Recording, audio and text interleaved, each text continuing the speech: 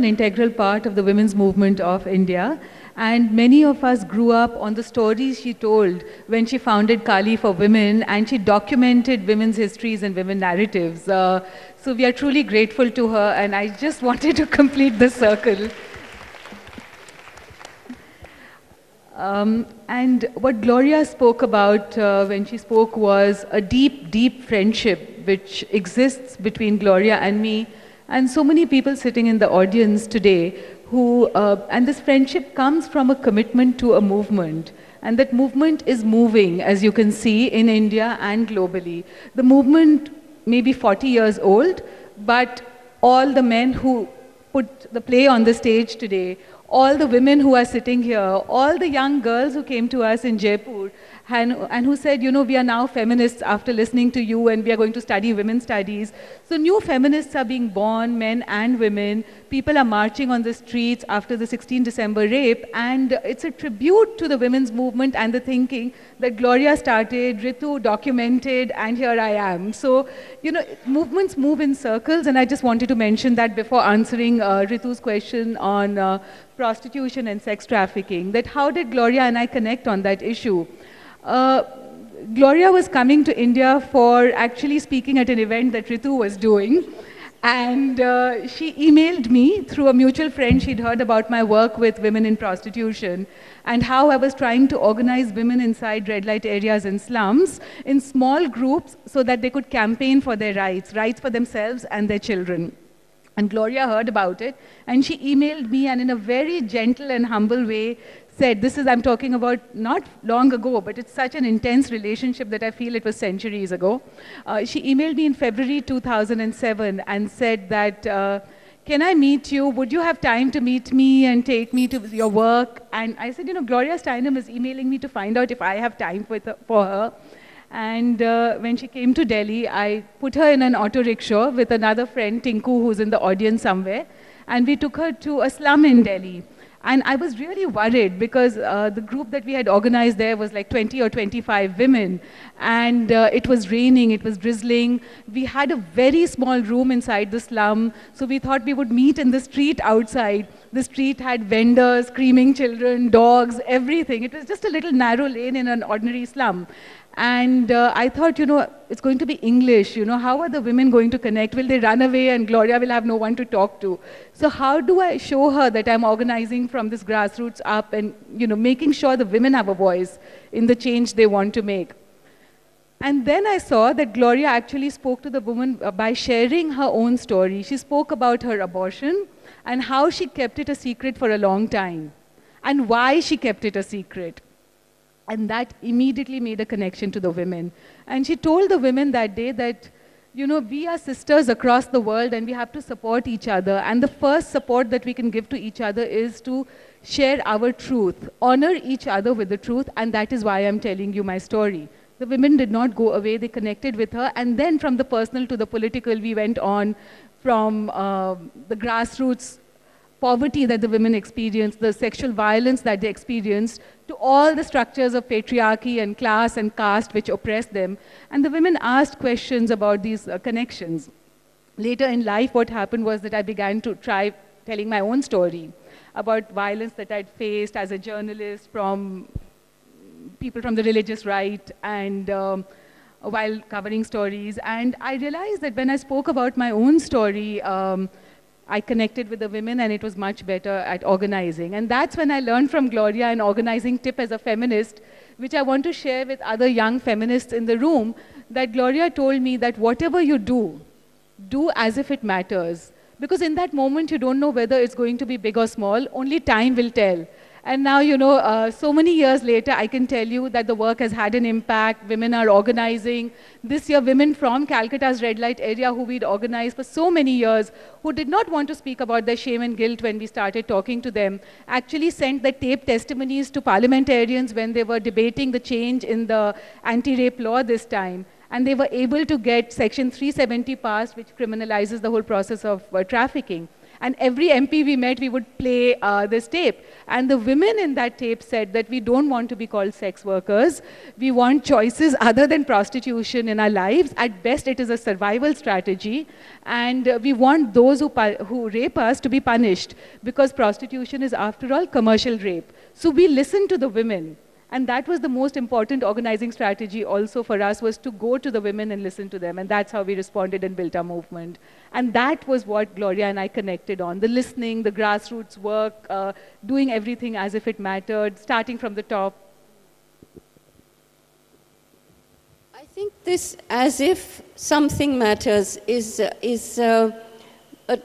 truth, not a truism, but a truth that we lose sight of, because it seems to be such an elusive and such a long-term kind of investment in any kind of change. But Gloria Ruchira said that it was the women here who said that they did not want to be called sex workers, that as far as they were concerned, this is commercialized rape. And of course, we know how true that is today in this state. Last week in Delhi, with the, with the most unseemly and completely politically incorrect event that played out with the law minister of the Delhi government.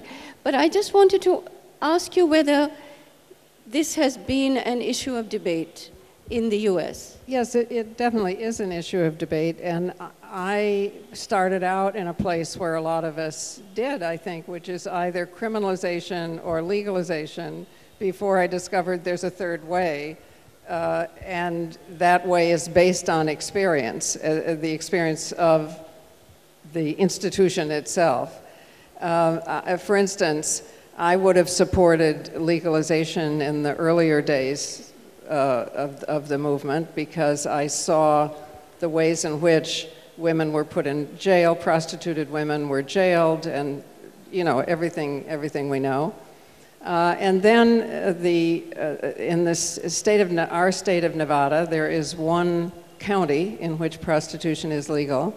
And I was asked by the women to come and help them march in the main streets of Las Vegas against the fact that because it was called work and it was legal, women were told that they could not get welfare, they could not get unemployment unless they did it. If it's a job like any other, it has consequences.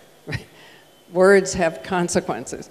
So I began to realize that, wait a minute, legalization was not the answer, that what needed to happen was alternatives for the decriminalization, because of Germany also, where they legalized prostitution and partly in order to keep sex trafficking out.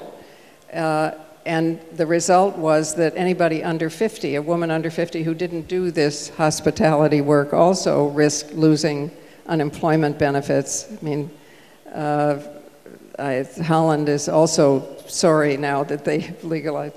But it was really the the Nordic countries that came up with the common sense solution, which is to decriminalize the prostituted people and offer help, support, respect, alternatives, as Ruchira is doing, and to criminalize the pimps and the brothels, because the other result, it's the reason the sex industry and the pimps and the brothel owners want legalization is because then they can operate completely freely. So to punish the sellers of other human beings, and to say to the users, to the Johns, as we go to the customers, not to criminalize them, but to penalize them in some monetary way, and try to show them the industry that they are contributing to and what its real consequences are. For instance, the worldwide surveys of sampling of prostituted people, which are 95% women, is that, we say PTSD. Do you say that? Post-traumatic stress disorder? Right. The prostituted people have a higher rate of post-traumatic stress disorder than soldiers in combat. And they also have a lesser life expectancy than soldiers in combat. So, you know, we need to understand the seriousness and the trauma of constant body invasion. You know, I mean, our skins are ourselves, right? Our bodies are ourselves. So I think we are now, the good news is that we are at least arriving at a majority place of a third way, decriminalizing the powerless and holding the powerful criminals accountable, and educating in order to diminish demand. Well, you would think that that's a commonsensical solution, but of course it has defied a lot of common sense. And many people would say that it's simply been exported out from one part of the world to another. That is to say that trafficking is such an international business that it's like import and export, almost, but of human bodies. But I wanted to ask you whether equal wages for equal work is still an issue of the women's movement in the US, or is it something that seems to have fallen off the map? No, I'm sorry to say it is still an issue. You know, all the recent talk about an economic stimulus and our economic crisis, I'm sorry to say that the stimulus was to reward not very honest bankers and not very successful car salespeople and mortgage, you know, instead of equal pay for equal work. If women were paid equally for the work, the same work done by men, there would be in the United States $200 billion more a year in our economy. And women would not put it in a Swiss bank account, I don't think. I think they would spend it and stimulate the economy. And it would also cut back on government spending for programs that are necessary for the poor, because the poorest families are female-headed families. So, but that was nowhere in the economic discussion, and we are still on the average at about 77 cents for a woman makes for every dollar a male makes, because we are a cheap labor source, you know. So, but is there still an agitation around it? Yes, there is absolutely an agitation around it, and some of our legislation,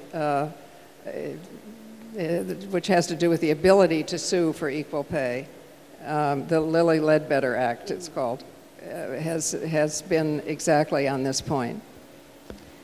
There's a feeling here quite often that there's a sort of lull in the women's movement, in India at any rate, maybe even across South Asia, and that it's a kind of phase that we seem to be passing through when there are still very critical issues on the ground that need to be sort of kept on the burner.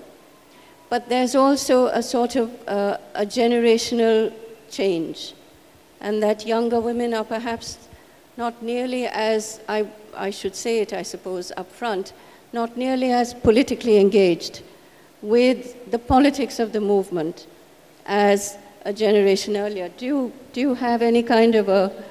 I disagree.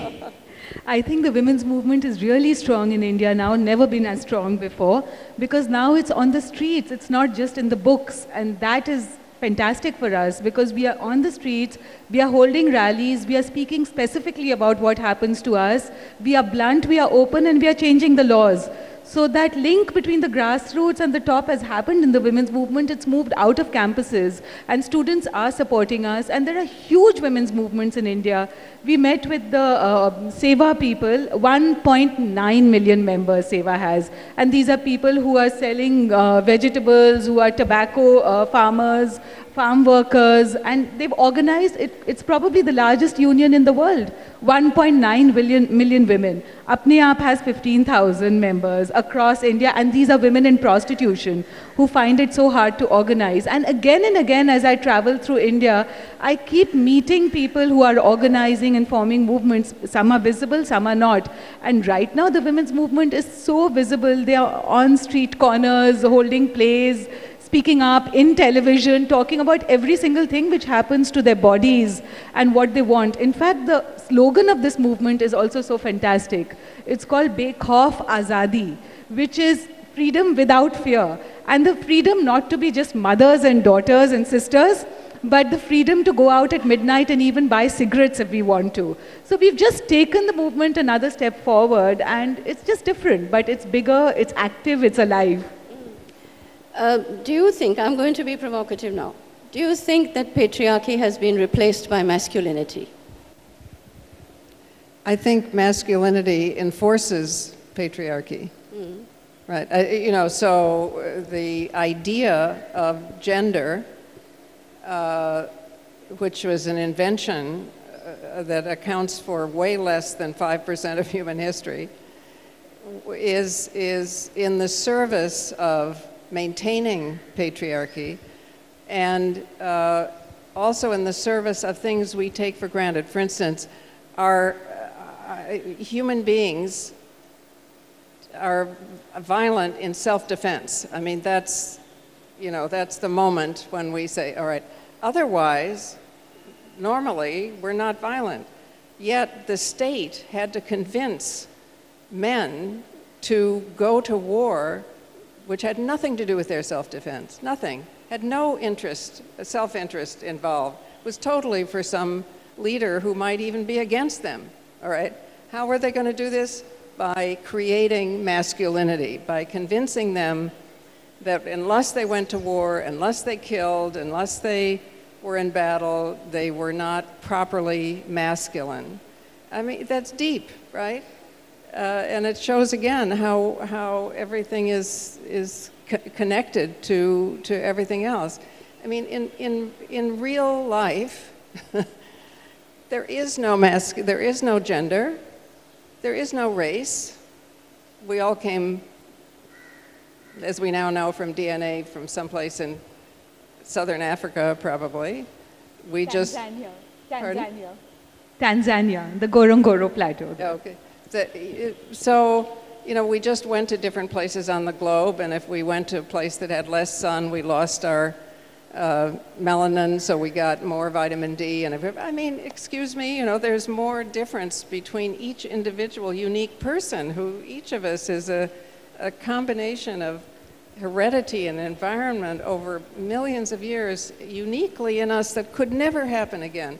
So all the groupism is especially if it's by birth, is I think what we are now beginning to examine. And it is very threatening to some people who have depended on those divisions. In the United States, in about 20 minutes, we are no longer going to be a majority European American or white country, all right?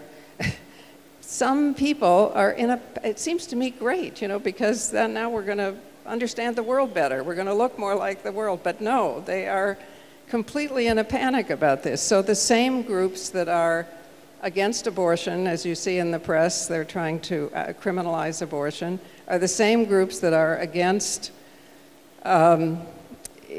immigration, because immigration is mostly not European.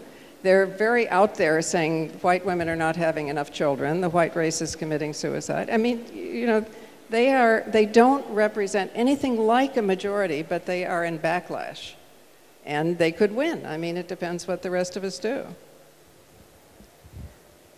You're here in India, primarily, now, and Gloria is sitting in the US, primarily. So how do you organize across continents? I mean, what is it that, you know, what is it that enables you to do this in the kind of effective way that you've been able to manage? I'll give you an example which actually is based in this city. When we started working in the red light areas in Calcutta, we found that the Bill and Melinda Gates Foundation had set up a condom distribution program in this very city in the red light district of Sonagachi. And this condom distribution program was huge. It had a whole network, and it was to the tune of more than $500 million to be distributed all over India inside the red light districts. And in this city, they hired an NGO called DMSC to do the condom distribution for them. And that NGO, in turn, what it did was that it hired pimps and brothel managers for ease of access into the brothels to distribute the condoms, and legitimized pimping and brothel management as people who were called peer educators for that NGO.